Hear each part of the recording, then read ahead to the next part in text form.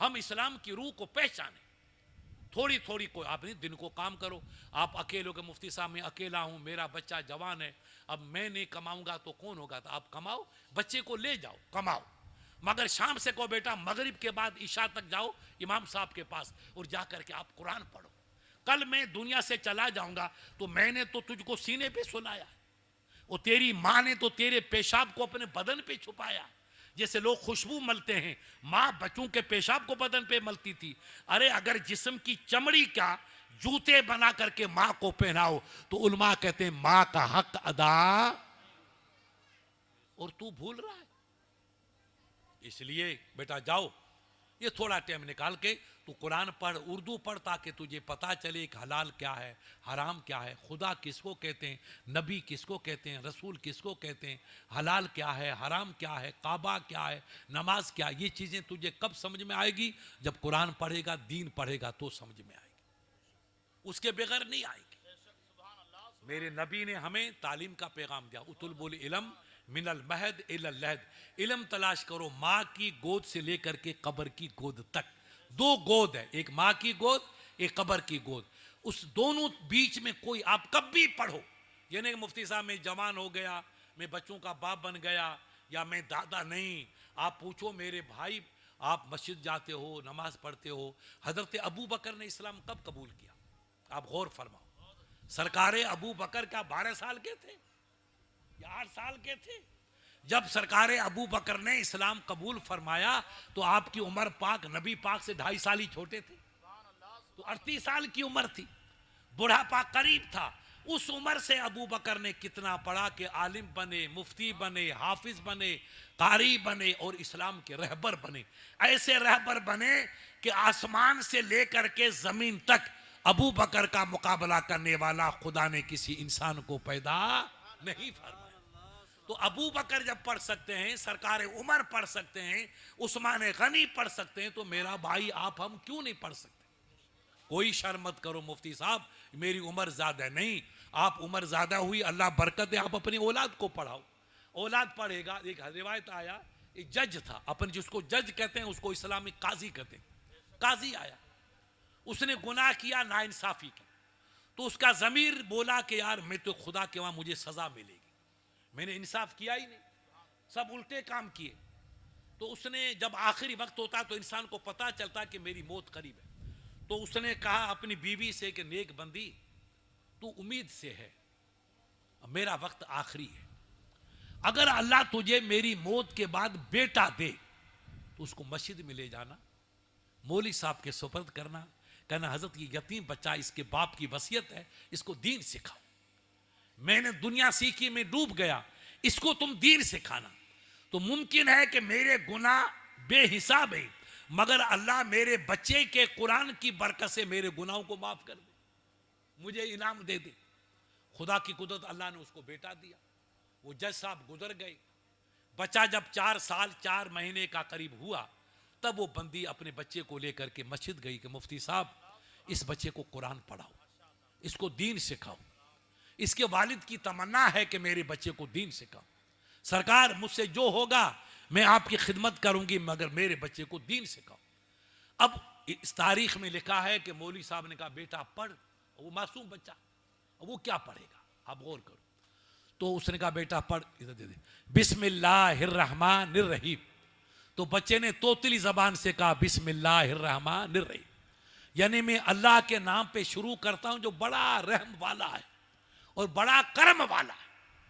जो बच्चे ने बिस्मिल्लाह पढ़ी, और उसका बाप तो दोज़ख में जल रहा था, कब्र में आग थी, नेक अमल उसने किए नहीं थे, कई सालों से सजा में थी। अल्लाह को सब रोशन है। कहा फरिश्तों ये बच्चा किसका है? कहा मौला उस बंदे का है कि जो कब्र में आग में जल रहा है। कहा ये कहता मेरा अल्लाह रहमान है, रहीम है, और मैं इसके बाप को आग में जलाऊं, ये मेरी शान रहमानी के खिलाफ है। इस बच्चे की बिस्मिल्लाह की बरकत से मैं इसके बाप के गुनाहों को माफ किए देता हूं, और आज इस बच्चे के बाप को जन्नत का सरदार बनाए देता हूं। अरे एक बिस्मिल्लाह में जब इतनी बरकत है मेरे भाई, तो मुझे बताओ कि पूरे कुरान में कितनी बरकत होगी। हाँ गौर करो, ये बिस्मिल्लाह है, कुरान की एक आयत है, जब एक आयत इतना बड़ा इनाम का हमको हकदार बना सकती है, तो जो बच्चा पूरा कुरान पढ़ के बाप को बख्शेगा, उस बाप का हाल क्या होगा। प्यारे, इस्लाम को पहचानो, इस्लाम को समझो। अब मेरा भाई, हजरत आदम को अल्लाह ने पैदा किया, वो बात मैं आपको कह रहा था। और आदम अलैहिस्सलाम जन्नत में, अल्लाह ने कहा आदम जा, ये जन्नत तेरी। आदम अलैहिस्सलाम को अल्लाह ने समझ लो कि तोहफे में जन्नत दे दी। आदम जन्नत में गेट पे गए, मेन गेट पे तो लिखा हुआ था ला इलाहा इल्लल्लाह। गौर करो आप, आगे कदम रखा तो हूरों ने इस्तकबाल किया, गुलामों ने इस्तकबाल किया, तो उनकी पेशानी पे लिखा है ला इलाहा इल्लल्लाह। अंदर गए तो दरख्ते ही जन्नत के बाग, पत्ते पत्ते पे लिखा है ला इलाहा इल्लल्लाह। अल्लाह का नबी मुतहय्यर, ए मेरे मौला, तू जन्नत मुझे दे रहा है, आदम जाओ जन्नत में रहो, और यहां सिक्का तो किसी और का चल रहा, मोहर किसी और की है।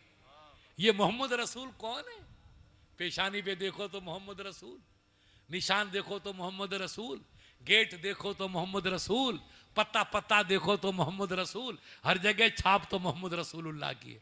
अल्लाह ने कहा मेरे नबी वही भेजी कि मैं ये जाहिर में तो तेरे बेटे हैं, लेकिन हकीकत में तेरे बाप हैं, क्योंकि इनके नूर से मैंने तुझे पैदा किया, नहीं तो पैदा नहीं करता। इसलिए जाहिर में सबके बाद आएंगे तो तेरी औलाद में लिखे जाएंगे, मगर हकीकत में सबसे पहले हैं। इसलिए आए मेरे नबी, इस महबूब को पैदा नहीं करता तो न तुझे पैदा करता, न तेरी जन्नत को पैदा करता, न कुछ, ये सब कुछ इन्हीं का सदका है। आदम अलैहिस्सलाम जन्नत में चले गए, जन्नत खुश हो गए। अब वहां अकेला, देखो जन्नत में सुकून नहीं मिला। आप कहेंगे मुफ्ती साहब दुआ करो अल्लाह मेरे बाप को जन्नत नसीब करे, मेरी अम्मी को जन्नत, अपने यही कहते नहीं, कहते हैं तो दुआ करो अल्लाह हमें जन्नत नसीब करे। ये मुसलमान की तमन्ना, इससे बड़ी कोई तमन्ना नहीं। दौलत जाए जन्नत में, हाजी मस्तान क्या लेकर गया, और तुम्हारे राहुल गांधी की दादी क्या लेकर गई, कुछ लेके गई क्या? 32 गोलियां मिली और क्या मिला?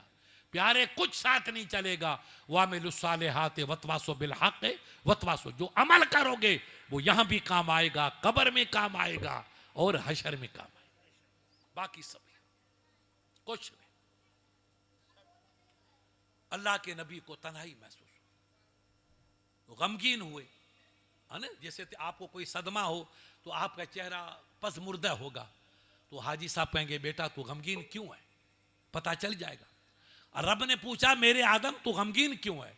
कहा मौला मुझे सुकून नहीं मिल रहा है, तेरी जन्नत में अकेलापन है, मेरा कोई साथी भी नहीं है। नोट कर लो जवानों, बस उसी वक्त अल्लाह ने आदम पे नींद तारी कर दी। क्या तारी की जोर से बोलो? ये नींद जन्नत का तोहफा है, यहां का नहीं है, जन्नत का तोहफा। आदम अलैहिस्सलाम को नींद आई जो रब ने चाहा उतनी देर, और आपकी बाईं पसली से जो टेढ़ी पसली है, उस पसली से हमारी मां हजरत हव्वा को पैदा फरमा दी। कहां से पैदा किया? जोर से बोलो। बाईं पसली जो टेढ़ी है, कमजोर, उससे। इसलिए हमारी बहनें कमजोर हैं, लड़े झगड़े बर्दाश्त करते जाओ ताकि घर आबाद रहे। ये बेईमान इधर आज मुफ्ती साहब तलाक फलाक, इस बीमारी को दफन कर दो। घर आबाद करना है तो कुछ न कुछ बर्दाश्त का मादा पैदा करना होगा। आप कितनी खेत में तकलीफ उठाते हो, पसीना टपकता है, चोटी से जूती में जाता है, तब खेत लहलाता है। अरे खेत के लिए इतनी तकलीफ उठाओ तो घर को अगर आबाद करना है तो कुछ न कुछ जख्म आपके बर्दाश्त करने पड़े। कुछ नहीं, हमारी जिंदगी का साथी है। अच्छा कहे तो सुभान अल्लाह, बचपने में माँ पालती है और बुढ़ापे में बीवी पालती है। लोग भूल जाते हैं, नादान है वो बच्चे जो तलाक का। याद रखो बेटा, बचपन में तुम्हारा पेशाब अम्मी ने उठाया और बुढ़ापे में तुम्हारी जिंदगी का हम सफर करने वाली बीवी उठाएगी, और कोई नहीं उठाएगा। इसलिए क्यों घर को बर्बाद करते हो? ये गैरों का तरीका है। इस्लाम ने थोड़ी कहा कि तुम लड़ाओ, लड़ाई खुदा करे लड़ाई का दिन हो। मारवाड़ी में कहते हैं ना, हमारे सिंधी में, साईं लड़न जा दी हुजन विछन जा दिन ना हुजन। खुदा करे लड़ाई का दिन तो आए मगर जुदाई का दिन नहीं आए। लड़ेंगे सुबह मुसावालो मुफ्ती साहब, अम्मी अस्सलाम वालेकुम, अबू अस्सलाम वालेकुम, लड़ो मगर बिछड़ो मत। जुदाई का दिन नहीं आना चाहिए, वो बर्बाद कर देता है। क्यों खबर आते हो? इस्लाम का पैगाम, इस्लाम का पैगाम। लोगों ने पूछा सरकार सबसे अच्छा कौन है? गौर करो, तो नबी पाक ने फरमाया कि मेरे साहबा, जो अपनी बीवी बच्चों के साथ अच्छा सलूक करता है, खुश रहता है, वो सबसे अच्छा है। ये नबी ने नहीं कहा कि जो तहज्जुद की नमाज पढ़े वो अच्छा है, जो मुफ्ती बन के रहे वो अच्छा है। नहीं, मेरे आका ने कहा कि अच्छा वो है जो अपने बच्चों के साथ अच्छा है, माँ बाप के साथ अच्छा है, बीवी बच्चों के साथ हुस्न सलूक करे, वो सबसे अच्छा है। तो जब आदम अलैहिस्सलाम आंख खुली तो हमारी माँ तैयार, सरकारे हव्वा। अभी तक आदम अलैहिस्सलाम की दाढ़ी नहीं थी, सरकारे हव्वा की दाढ़ी नहीं। और उनके लिए 2 साल 10 साल 15 साल बच्ची बालिग होगी वो नहीं, हमारी माँ पैदा होती अल्लाह ने उसको जवान बना दिया। ये रब की कुदरत है। आदम अलैहिस्सलाम को मिट्टी से पैदा किया और माई हव्वा को पसली से पैदा किया। दुनिया को दिखा दिया कि अल्लाह किसी का मोहताज नहीं है। ये ठीक है, तुम्हारे पर कर्म किया कि माँ बाप का दूध पिलाया, सहारा दिया, वरना रब चाहे तो रेत के जर्रों से लाखों इंसान पैदा कर दे। कादिर जी कुदरत के कमी मूर न का, साहिब जी सारा के हद न हिसाबा। रब की कुदरत का कोई किनारा ही नहीं। माई हवा खूबसूरत, जैसे आदम खूबसूरत, सरकार हवा खूब। तो माई नया अपने हम शक्ल देखी न, तो इंसान की फितरत है कि जब कोई चीज अपने जैसी मिलेगा तो उसको छुएगा। तो आदम ने हाथ लगाना चाहा। क्या लगाना चाहा? जोर से बोलो। आप कौन है? आप तो अल्लाह की तरफ से, ओ मेरे आदम बला तमस्सा, ओ मेरे नबी, मेरी बंदी को हाथ मत लगाना। ये औरतें समझें कि तुम्हारी शान इस्लाम ने बढ़ाई कि गैर औरत को हाथ लगाना हराम। वहां लूटी जा रही है, यहां बचाई जा रही है, लेकिन हमारी औरतें नहीं समझती। बन संवर के जाते हैं नुमाइश करने के लिए। ये नुमाइश करना घास मंडी वालों का काम है। तुम्हारा तो काम यह कि तुम घर में ऐसी रहो कि फरिश्ते आकर तुमको सलाम करो। अल्लाह तेरी बंदी अंदर नमाज पढ़ी है, रब ने कहा अंदर जाओ, उसका नाम लिखो, उसके शौहर का नाम, उसके बच्चों का। जो मेरी बंदी छुप के नमाज पढ़ती है, कल मैं क़यामत में छुपा के जन्नत में भेजूंगा। किसी को पता नहीं चलेगा कौन जन्नत में जाए। मेरी बंदी ने पर्दा किया, अपने आप को छुपाया, इबादत छुप के की, तो मैं उसको तमाम फरिश्तों से छुपा के जन्नत में भेजूंगा। इस्लाम को पहचानो। अल्लाह ने कहा आदम छुओ मत। आदम, जोर से बोलो, छुओ मत, छूना हराम। ये आपका इस्लाम है। खुदा की कसम मुझे बताओ किसी मजहब में ये हुक्म है? और हमारा वो कह रहा है बेटी बचाओ बेटी पढ़ाओ ताकि सत्यानाश हो जाए, है ना? क्या हो रहा है? अखबार में रोज पढ़ते हो, ये उसकी बीमारी। इस्लाम ने कहा कि नहीं, बेटी पढ़ाओ नहीं, बेटी को बचाओ। ये इस्लाम का पैगाम। घर में पढ़ाओ, छोटी है जब पढ़ाओ, नहीं तो मुसलमान की 4-5 बच्चियां पढ़ी साहब और 4-5 भंगियों के साथ चली गई। उसका बाप रो रहा है। मैंने कहा भाई मरने दो, मैं तावीज करता ही नहीं, दुआ कर लूंगा, जाओ। तूने क्यों नहीं बच्चों पे कंट्रोल किया? अब कहता है मुफ्ती साहब उधर चलेगी, पहले कंट्रोल क्यों नहीं किया? आग के अंदर आप कपास रखेंगे तो कपास उड़ के मर जलेगा। आग का काम है जलाना। आपने क्यों अपनी बच्ची की इज्जत को बर्बाद किया? उस गरीब को पर्दे में रखते तो तू तो क्या फरिश्ते आकर उसको सलाम करते। अल्लाह ये नेक बंदी है, ये हया वाली है, ये फातिमा के नक्श कदम पे चलने वाली है, ये हवा की सच्ची बेटी है कि जिसको फरिश्ते भी छुप के देखते हैं, खुल के नहीं देख सकते। इस्लाम का पैगाम था। सरकार हवा को छूने से मने किया तो कहा अल्लाह, फिर कहा तुम्हारा निकाह होगा मेरी बंदी से। ये पहला निकाह है, याद करो, ये पहला निकाह है। हम निकाह यहाँ तूफान बदतमीजी करके निकाह करते हैं, और रब ने आपके बाप आदम का निकाह जन्नत के बागों में किया। और हमारी माँ हवा ये सोचती गेट की गलियों की कि नहीं है, ये जन्नत का हीरो था। अल्लाह ने औरत को जन्नत का हीरो बनाया था। कहा आदम तुम्हारा निकाह होगा, फिर माई हवा को छूना तेरे लिए हलाल।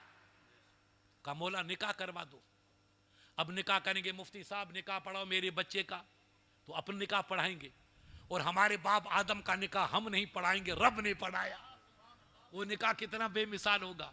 मैं कहूँगा इकबाल भाई 2 गवाह ला आपके बच्चे के निकाह के लिए, एक अब्दुल हमीद ला, एक अब्दुल करीम ला। अगर दाढ़ी वाला हो तो अफजल है।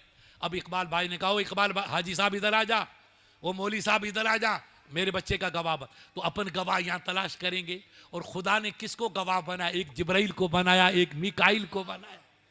निकाह पढ़ाने वाला रब्बुल आलमीन और गवाह बनने वाला जिब्राइल और मिकाइल। वो निकाह कैसा होगा? हम निकाह करें गंदी गलियों में और बाप हमारे आदम का निकाह हो जन्नत की बाहरों में। ये आपका इस्लाम था। इसलिए इस्लाम ने कहा निकाह मस्जिद में कराओ ताकि हमारा बच्चा भी पाक, हमारी बच्ची भी पाक और औलाद हो वो भी। आप खुशी करो, अल्लाह ने 2 पैसे दिए हैं तो आप खाना खिलाओ, वलीमा करो, इसमें हर्ज नहीं है। मगर उस कंपनी का काम नकल मत करो, इस्लाम की नकल करो। उनकी दुनिया अलग है, तुम्हारी दुनिया अलग। मौला निकाह करा, जिब्राइल अमीन मिकाइल गवाह बने, रब ने कहा इजाजत है निकाह कराओ। तो जिब्राइल ने खुतबा पढ़ के निकाह किया। अब निकाह से पहले क्या चाहिए? महर। जोर से बोलो, क्या चाहिए? महर। क्या भाई साहब, महर कोई इनाम नहीं है, औरत की इज्जत का एक सर्टिफिकेट है कि ये औरत बाजार की चीज नहीं जिसे चाहो खरीद के लेके आओ, ये जन्नत का तोहफा है। किसका तोहफा है? जन्नत का तोहफा। अल्लाह ने इनाम दिया है मर्द की तनाही को दूर करने के लिए। लिहाजा ऐ मेरे आदम, मेरी मेरी हवा जन्नत का तोहफा, मेरी हवा जन्नत का इनाम। और दुनिया की कोई चीज जन्नत से बढ़कर है ही नहीं। बोलो है? तो माई हवा जो जन्नत का तोहफा, उसका महर क्या बन सकता है? सोना बनेगा?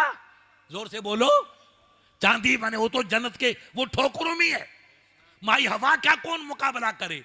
तो अल्लाह ने कहा है फरिश्तों, माई हवा जन्नत का तोहफा, और जन्नत के तोहफे का कोई मुकाबला नहीं। लिहाजा आदम से कह दो मेरे महबूब अरबी जो आखिरी जमाने में पैदा होंगे, रहमतुल आलमीन बन के तशरीफ लाएंगे, उस महबूब पे 11 मरतबा दुरूद पेश कर लो, माई हवा का महर अदा हो जाएगा। इस जन्नती तोहफे के लिए कोई महर बनने के लायक है ही नहीं। सोना चांदी माई हवा के कदमों की ठोकर के बराबर में। लिहाजा मेरे नबी का दुरूद, रसूल अल्लाह पे 11 मरतबा आदम अलैहिस्सलाम ने दुरूद पेश किया, पढ़ करके नबी के दरबार में पेश किया। ये माई हवा का महर अदा हो गया। और सरकार हवा का निकाह, हजरत आदम का निकाह जन्नत में हुआ। ये पहला निकाह। निकाह पढ़ाने, निकाह की इजाजत देने वाला रब्बुल आलमीन, निकाह पढ़ाने वाला जिब्राइल अमीन, निकाह होने की जगह जन्नतुल मावा, और निकाह कराने वाले रब के फरिश्ते। ये इस्लाम की तालीम थी। इसलिए मेरे नबी ने कहा कि निकाह करो, इबादत है। जोर से बोलो, क्या है? हाँ, तमाशा नहीं है, इबादत है। नजर पाक रहेगी, किरदार पाक रहेगा। वो जब नजर पाक तो सजदा कबूल। आप रात भर सजदा करो, नजर बहक गई तो सब पे पानी फिर गया। मुफ्ती साहब, नहीं बेटा, नमाज का सजदा बाद में होगा और नजर पे का कंट्रोल पहले होगा, तब खुदा सजदा। ये कंट्रोल हमारी बच्चियां बन सकती है, जिससे आप निकाह करोगे वो आपकी इज्जत को बचाएगी, आपकी नजर को बचाएगी, आपकी अजमत को बचाएगी। आपके लिए वो बच्ची बीवी नहीं बनेगी, आपकी जन्नत का दरवाजा बनेगी। जन्नत वहीं से गुजरती है। अगर नजर पाक रही, किरदार पाक रहा, तो आप जन्नत के सरदार हैं। और ये किरदार सिर्फ बीवी के पहलू में मिलेगा और कहीं नहीं मिलेगा। इसलिए ये जन्नत तोहफा था, निकाह इबादत थी। मेरे भाइयों ने समझा नहीं, और मैं क्या बताऊं भाई साहब, कभी